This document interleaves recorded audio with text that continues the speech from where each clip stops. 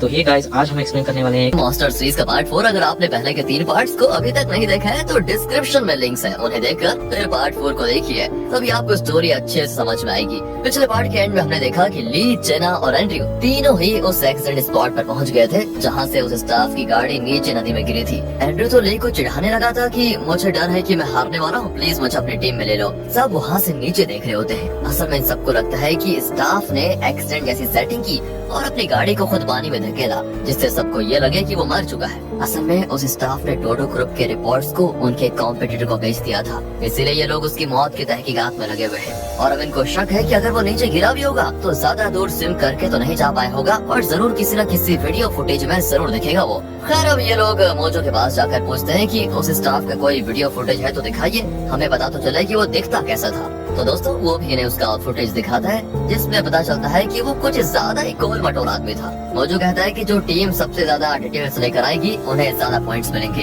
अब ये लोग सोच में पड़ जाते हैं कि इसके साइज के हिसाब से तो ये स्विम नहीं कर पाया होगा, लेकिन रोशी उस स्टाफ के वॉच को जूम करके देखती है और बताती है कि ये तो वाटर प्रूफ वॉच है, जिसे प्रोफेशनल डाइवर्स यूज करते हैं। और यहाँ से सभी चौंक जाते हैं कि इसका मतलब है कि वो जरूर स्विम करके आसपास की किसी जगह पे पहुँचा होगा। जिना कहती है मैं तुरंत उस एरिया को छान मारने जा रही हूँ। ड्यू से डांटता है कि सबके सामने कहने की जरूरत क्या थी। खैर मैं भी सीसीटीवी कंट्रोल रूम में जाकर देखता हूँ, कहकर दोनों अपनी कार में निकल पड़ते हैं। एंड्रयू क्या पीछे रहने वाला था? अरे कहाँ, वो भी अपनी कार में आ जाता है। जिना सबसे आगे जा रही होती है, लेकिन एंड्रयू और ली बड़ी आसानी से उसे ओवरटेक करके आगे चले जाते हैं। आखिर सभी कंट्रोल रूम पहुँच जाते हैं और उस इलाके के सारे सीसीटीवी के फुटेजेस मांगते हैं। मोजो ने उन्हें पहले से इन्फॉर्म कर दिया था कि ये लोग आ रहे हैं, इसलिए वो इन्हें फुटेज का हार्ड डिस्क दे देते हैं और कहते हैं कि इसको संभाल कर रखना, कहीं कोई वीडियो लीक न हो पाए। तो देखिए दोस्तों अब ये क्या करते हैं, फिर तीनों एक कमरे में बैठकर फुटेजेस को देख रहे होते हैं, पर 100 से ज्यादा फुटेजेस होते हैं। एंड्रयू कहता है कि पहले मैं कुछ फुटेजेस देखता हूँ, तुम दोनों आराम कर लेना,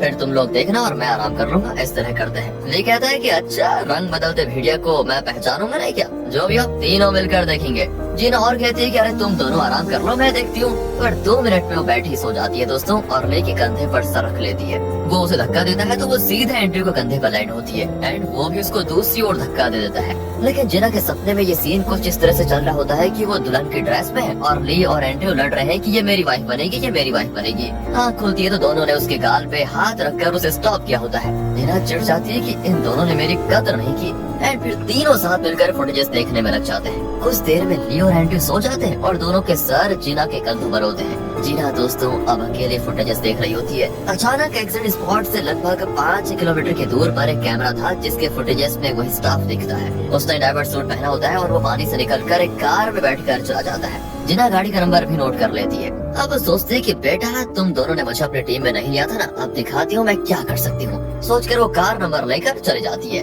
और जब रोशी वहाँ पर पहुँचती है तो दोनों को डांटती है कि अरे तुम्हें यहाँ पर सोने के लिए भेजा गया था क्या? है दोनों चौंक कर उठते हैं तो ना तो हार्ड डिस्क होता है और ना ही जिना ने कार का नंबर लिखा होता है। उसने बस एक नोट छोड़ा होता है कि मैंने उस आदमी को देख लिया है और उसकी गाड़ी का नंबर भी नोट कर लिया है, तुम दोनों आराम से सोते रहना, ओके। अब दोस्तों जिना अपने एक फ्रेंड के पास जाती है जो कि पुलिस में है। वो कार नंबर को चेक करता है, ओहो तो पता चलता है ये रजिस्टर्ड नंबर है ही नहीं, इसलिए इस गाड़ी को पता लगाना बिल्कुल नामुमकिन है। लेकिन वो प्रॉमिस करता है कि आसपास के इलाके में मैं चेक करवाता हूँ और देखता हूँ ये गाड़ी किसने देखी है या फिर नहीं। यहाँ से सीधे उसी नंबर प्लेट वाली कार को दिखाते हैं जो ब्रिज के नीचे खड़ी होती है दोस्तों। और तब एक आदमी वहाँ पर आता है और गाड़ी के अंदर बैठे आदमी को रॉबिन के नाम से बुलाता है। तभी गाड़ी का ग्लास नीचे उतरता है और उसके अंदर बैठा आदमी कहता है कि मुझे उस नाम से मत बुलाओ, मैंने अपना नाम कब का बदल लिया है तुम्हें पता नहीं है क्या, और मेरा नाम जोए है। और यहाँ पर रिवील होता है कि रॉबिन ही वो स्टाफ है जिसने अपने एक्सीडेंट का ड्रामा किया था। इसी ने डोडो ग्रुप की रिपोर्ट्स उसके कॉम्पिटिटर को भेजी थी। फुटेज में ये मोटा था लेकिन अब लगता है इसने अपना हुलिया ही चेंज कर लिया है। और ये आदमी जो उससे बात कर रहे हैं ना, ये डोडो ग्रुप के कॉम्पिटिटर कंपनी का लॉयर है दोस्तों,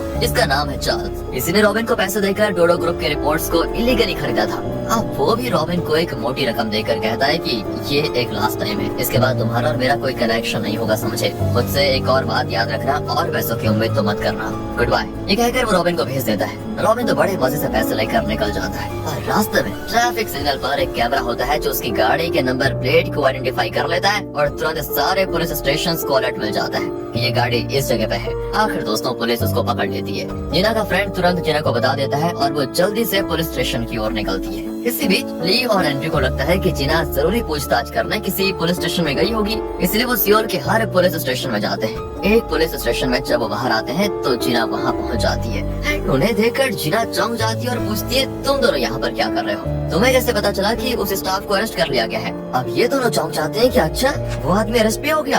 अरे यार, तो क्या मैंने बेवजह अपना मुंह खोल दिया? इन्हें तो पता ही नहीं था।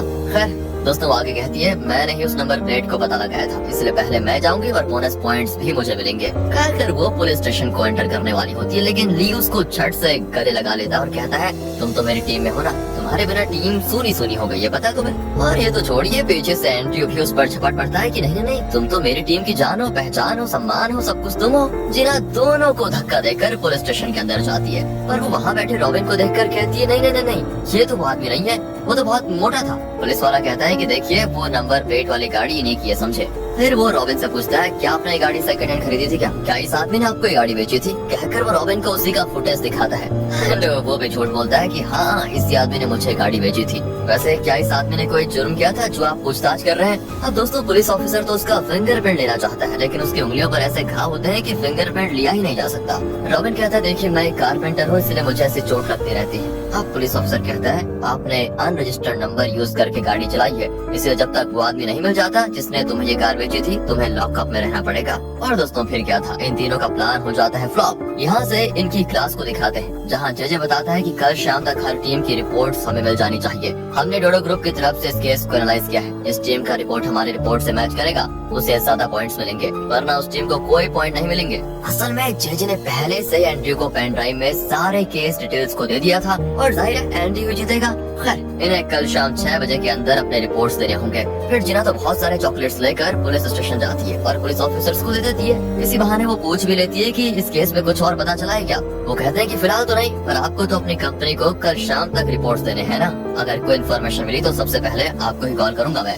दूसरी ओर पैनी को दिखाते हैं दोस्तों, जो I1 कंपनी के ओनर से मिलने चाहती है। असल में दोस्तों, जेजे का प्लान ये है कि वो किमे के पिता नेल की मदद से I1 कंपनी के ओनर को धमकाकर उसकी कंपनी को खरीदने की सोच रहा है। अगर वो I1 को खरीदने में सफल हो गया तो उन्हें इस केस में अपने कॉम्पिटिटर के खिलाफ प्रूफ मिल जाएगा और वो इस केस को जीत जाएंगे। लेकिन पैनी I1 के ओनर से मिलती है और कन्विंस करती है कि आप अपनी कंपनी डोडो ग्रुप को बेचने के बजाय उसके कॉम्पिटिटर को बेचिए, जो आपकी कंपनी का ज्यादा दाम देने के लिए तैयार बैठे हैं। तब ली वहाँ पर आ जाता है और कहता है कि सर, मैं नेल को अच्छी तरह जानता हूँ, उन्होंने हमें यहाँ भेजा है क्योंकि वो चाहते हैं कि आप डोडो ग्रुप को अपनी कंपनी ना बेचें। कहकर वो चला जाता है। अब ओनर परेशान हो जाता है कि इसे कैसे पता चला कि मैं कंपनी बेचने वाला हूँ। तब पैनी को एक कॉल आता है। कॉल के बाद वो I1 के ओनर से कहती है, सर, अगर आप डोडो ग्रुप को अपनी कंपनी बेचोगे तो नुकसान आपका होगा, इसलिए आप उनके कॉम्पिटिटर को अपनी कंपनी बेचिए। और दोस्तों, अब I1 का ओनर नेल के नाम से जरा डर जाता है क्योंकि वो एक पावरफुल पॉलिटिशियन बन चुका था, इसलिए वो डोडो ग्रुप के कॉम्पिटिटर को ही अपनी कंपनी बेचने का फैसला कर लेता है। दूसरी ओर जिना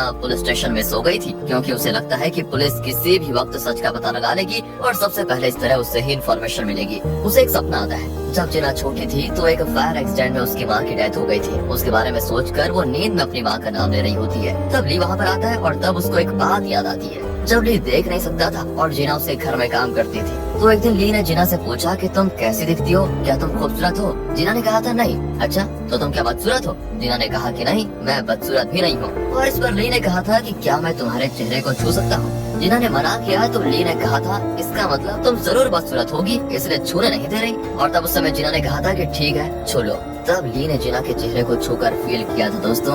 अब भी वो जिना का चेहरा टच करने की कोशिश करता है ताकि वो जान पाए कि ये जिना है या नहीं, क्योंकि जिना तो यहाँ किसी और नाम से आई है ना, इसीलिए। लेकिन अचानक जिना जाग जाती है और कहती है, क्यों गुरु, तुम्हें भी लॉकअप में बंद होना है क्या? ली कहता नहीं, मैं तो यूं ही देख रहा था। जिना कह देती है कि ध्यान से सुनो, अगली बार मेरे चेहरे पे हाथ रखने की कोशिश की तो तुम्हारे चेहरे पे मेरी लात होगी, समझे? कहकर वो मौत होने जाती है। तब ली रॉबिन के पास जाता है जो लॉकअप में बंद है और कहता है, मुझे आपसे एक बात पूछनी थी। और वो कहता है, मुझे नींद आ रही है, तुम जाओ। अच्छा, तो क्या आप मुझसे कुछ छुपाने की कोशिश कर रहे हैं? रॉबिन को दोस्तों गुस्सा आ जाता है। तब ली उसके चश्मे को नोटिस करता है और पूछता है, सर, ये आपने बिना लेंस का चश्मा क्यों पहन रखा है? वो कहते तुमसे मतलब, जाओ वरना बहुत बुरा होगा। अब यहाँ दोस्तों ली को इन पर शक होने लग जाता है। अगले दिन शाम को सभी अपनी रिपोर्ट्स सबमिट करने में लगे होते हैं। एंड्रयू तो बिना मेहनत किए जेजे के दिए हुए पेन ड्राइव से डिटेल्स निकाल कर रिपोर्ट बना लेता है और सबसे पहले सबमिट भी करता है। फिर ली की टीम रिपोर्ट देती है तो मोजो कहता है कि तुम इतना लेट क्यों आए? सिर्फ 1 मिनट बचा है, थोड़ी सी भी देर हो जाती तो मैं रिपोर्ट नहीं देता। तब ली कहता है सर मुझे आपसे एक जरूरी बात करनी है। मोजो कहता है अगर बहुत जरूरी है तो ठीक है, वरना मेरा टाइम वेस्ट मत करो। ली कहता है कि बात को सुनोगे तो आपको खुद पता चल जाएगा।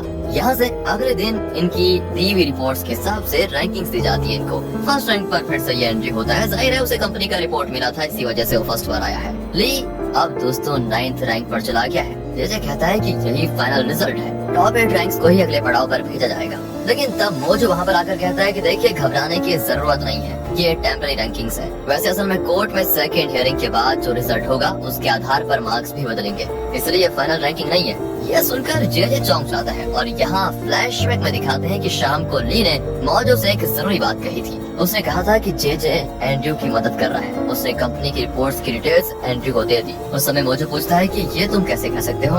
ली ने कहा था कि आप रिपोर्ट्स देखेंगे तो पता चल जाएगा। एंड्रयू की रिपोर्ट आपकी कंपनी की रिपोर्ट से ज्यादातर मिलती जुलती होगी। अगर एंड्रयू ने खुद इन्वेस्टिगेट किया होता तो वो एकदम डिट्टो रिपोर्ट नहीं दे पाता। यही नहीं, मैंने उन दोनों को बात करते हुए सुना भी था। और दोस्तों इसी वजह से मोजो कह रहा था कि ये फाइनल रिजल्ट नहीं है। अब जेजे तो उस पर भड़क जाता है कि ये तुम क्या कह रहे हो, तुम होते कौन हो? मोजो कहता है मुझे लगता है कि एंड्रयू को चीटिंग करके हर राउंड में फर्स्ट आ जाता है। कोर्ट में सेकंड हियरिंग का फैसला आने दीजिए, फिर अनाउंस करेंगे फाइनल रिजल्ट को। अब एंड्रयू ली को चिढ़ाता है कि क्यों दोस्त 9th रैंक में जाकर कैसा लग रहा है तुम्हें? पर ली कुछ नहीं कहता दोस्तों, उसको सब पता है। लेकिन अब ली की टीम ठान लेती है कि यहाँ चाहे वो पास हो या फेल, अगर वो थोड़ी और इन्वेस्टिगेशन करेंगे तो असलियत का खुद ब खुद पता लगा सकते हैं और उसी के आधार पर वो कोर्ट का फैसला भी बदल सकते हैं। और इसी इरादे से वो केस को और स्टडी करने लगते हैं। और एंड्रयू की टीम तो जीतने की खुशी में क्लब में यहाँ देखो कितना एंजॉय कर रही है। यहाँ से डोडो ग्रुप के चेयरमैन के घर को दिखाते हैं, जहाँ चेयरमैन, उसकी वाइफ और नेल बैठे होते हैं। तब वहाँ पर जेजे और किमी भी आते हैं। असल में चेयरमैन नेल के इन्फ्लुएंस को यूज करके ही आई1 कंपनी को खरीदने जा रहा है। नेल कहता है कि अरे आप फिक्र मत कीजिए, आई1 कंपनी अब आपकी हुई समझो। पर दोस्तों ये लोग नहीं जानते कि आई1 का ओनर अपनी कंपनी इनके कॉम्पिटिटर को बेचने वाला है। नेल की मदद के बिना ये डीलिंग तो हो नहीं सकती, इसलिए चेयरमैन ने उसे और जेजे को भी इनवाइट किया था। वो सबको अंदर बुलाता है। जेजे तो चौंक जाता है कि इसे तो मेरे पास बैठकर खाने में तकलीफ थी, लेकिन अब मुझे खाने के लिए इनवाइट भी कर रहा है। वाह। चेयरमैन कहता है कि तुम मेरी कंपनी के लॉयर हो और नेल ने मुझे बताया कि आई1 कंपनी को कन्विंस करने में तुम्हारा भी हाथ था, इसलिए ज्यादा मत सोचो, आओ खाना खाते हैं। जेजे बड़ा खुश होता है कि आखिर चेयरमैन ने उसको एक बढ़िया दर्जा दिया। दूसरी ओर ली की टीम बार बार रॉबिन का फुटेज देख रही होती है। अब जीना तो तंग आ जाती है कि बार बार देखने से कुछ ज्यादा तो देखेगा नहीं इसमें। लेकिन ली कहता है कि अगर मुझे इस आदमी की आवाज मिल जाए तो मैं सच का पता 2 मिनट में लगा लूंगा। असल में दोस्तों ली को शक हो गया था कि जो आदमी लॉकअप में है वही रॉबिन है, जो कि इस वीडियो में है। एंड इस फुटेज में उसकी आवाज तो है नहीं। ली कहता है कि इसमें नहीं है तो क्या हुआ? उस दिन कैफेटेरिया में बैठे लोग उसकी वीडियो बना रहे थे, शायद उनमें से किसी ने वीडियो रिकॉर्ड की होगी और उसकी आवाज भी उसमें जरूर रिकॉर्ड हुई होगी। फिर वो कंपनी में जाकर एक स्टाफ से उस दिन का फुटेज ले लेती है जो उस दिन कैफेटेरिया में बैठी थी और रॉबिन की वीडियो बना रही थी। उसमें रॉबिन की आवाज को सुनकर ली को पक्का यकीन हो जाता है कि यही आदमी लॉकअप में है, यानी वही रॉबिन। ली तुरंत पुलिस स्टेशन कॉल करके कहता है कि वही रॉबिन है, उसे छोड़िए मत। पर पुलिस कहती है वही वाले सवाल कि बिना प्रूफ के हम 24 घंटे से ज्यादा उसे स्टेशन में नहीं रख सकते, इसलिए हमने उसको छोड़ दिया। लेकिन उन्हें प्रूफ भी भेजा जाता है तो वो ली को रॉबिन का एड्रेस भेज देते हैं, क्योंकि ली उस जगह के पास ही है। वो कहते हैं कि तुम वहाँ पर पहुँचो, हम अभी निकल रहे हैं। इसी बीच रॉबिन दोस्तों अपने घर पहुँचता है। वहाँ जिम के सारे इक्विपमेंट्स होते हैं। लगता है वो वर्कआउट करके इसने अपना वेट घटा लिया है। एक ग्लास के पीछे बड़े बॉक्स में बहुत सारा पैसा होता है जो इसे डोडो ग्रुप के कॉम्पिटिटर ने दिया था। एंड वो बॉक्स को उठाकर वहाँ से भागता है, लेकिन ली की टीम वहाँ पर पहुँच चुकी थी और दोस्तों रोशे सीधे उसको मार के गिरा देती है। ली और जीना एकदम शॉक हो जाते हैं कि ओह इसमें इतनी ताकत कहाँ से आई। वो नहीं जानते कि रोशे तो NIA में थी। इससे पहले कि वो कोई सवाल करते हैं रोशे कहती है अरे ये बस मेरी ट्रेनिंग का कमाल है, वैसे फाइटिंग तो कोई भी सीख सकता है, इसमें क्या बड़ी बात है। इस तरह दोस्तों रॉबिन पकड़ा जाता है। अगले सीन में कोर्ट में दिखाते हैं कि इस केस की सेकंड हियरिंग है और शायद फैसला भी सुनाया जाएगा। डोडो ग्रुप का लॉयर यानी जेजे और कॉम्पिटिटर का लॉयर चार्ल्स वहाँ पर आए होते हैं। डोडो ग्रुप के लोग बहुत रिलैक्स्ड होते हैं, यह सोचकर कि आई1 कंपनी तो उनकी हो जाएगी। लेकिन दूसरी ओर दिखाते हैं कि आई1 का ओनर डोडो ग्रुप के कॉम्पिटिटर के साथ डीलिंग साइन कर चुका है। और जब ये खबर नाथन को मिलती है तो वो जेजे को कॉल लगाकर खूब चिल्लाता है कि अगर हम ये केस नहीं जीते तो तुम्हारी नौकरी गई समझो। तुम तो कह रहे थे कि आइवन हमारी होगी और वो तो हमारे कॉम्पिटिटर को कंपनी बेच रहा है। जैसे कि यही धड़कन रुक जाती है और यहाँ कोर्ट में हियरिंग होती है शुरू। अगर आइवन कंपनी डोडो ग्रुप की हो जाती तो शायद वो इनके सपोर्ट में गवाही देते, लेकिन अब वो भी इनके हाथ से निकल चुका था। अब चार्ल्स कहता है कि डोडो ग्रुप ने हमारी कंपनी के पेटेंट्स को चुरा कर अपनी कंपनी के फायदे के लिए यूज किया है। ये रहा प्रूफ, कहकर वो कोर्ट में उस रिपोर्ट को सबमिट करता है जो डोडो ग्रुप के स्टाफ यानी रॉबिन ने पैसों के खातिर चार्ल्स को दिया था। पर जेजे कहता है ये सरासर झूठ है, इन्होंने हमारे स्टाफ रॉबिन को पैसे देकर इस तरह का रिपोर्ट लिखवाया है। हमने इनकी कंपनी के पेटेंट्स नहीं चुराए। हम सब ये समझ रहे थे कि रॉबिन मर चुका है, लेकिन वो तो जिंदा है। ये रहा उसका प्रूफ, कहकर वो एक पेन ड्राइव में उसका फुटेज कोर्ट में पेश करता है। चार्ल्स कहता है कि अच्छा वो होगा जिंदा तो इस पे हमें क्या, लेकिन आप ये कैसे कह सकते हैं कि हमने उसको पैसे देकर ये रिपोर्ट लिखवाई? इस बात का कोई सबूत है आपके पास? जज अब जेजे से कहते हैं कि ये एकदम सही सवाल है, क्या आपके पास उसका प्रूफ है? जेजे बिल्कुल चुप रहता है क्योंकि उसके पास इसका कोई प्रूफ है नहीं। प्रूफ न होने की वजह से जज कॉम्पिटिटर के पक्ष में फैसला सुनाने वाले होते हैं कि तभी एंट्री होती है लेगी। वो पुलिस को साथ लाया होता है जिन्होंने रॉबिन को अरेस्ट कर लिया था। वो कोर्ट को बताता है कि यही है रॉबिन, फुटेज में मोटा था लेकिन अब वर्कआउट करके फिट हो गया है। उसको देखकर चार्ल्स के पसीने छूट जाते हैं कि इसे लोगों ने पकड़ा कैसे। यहाँ और इस एंडिंग के साथ ये कहानी खत्म हो जाती है। और ऐसी मजेदार स्टोरी के लिए लाइक करें, शेयर करें और हाँ सब्सक्राइब भी कर दीजिए। तो मैं मिलता हूँ आपको ऐसी ही एक इंटरेस्टिंग अगली वीडियो में। Signing off.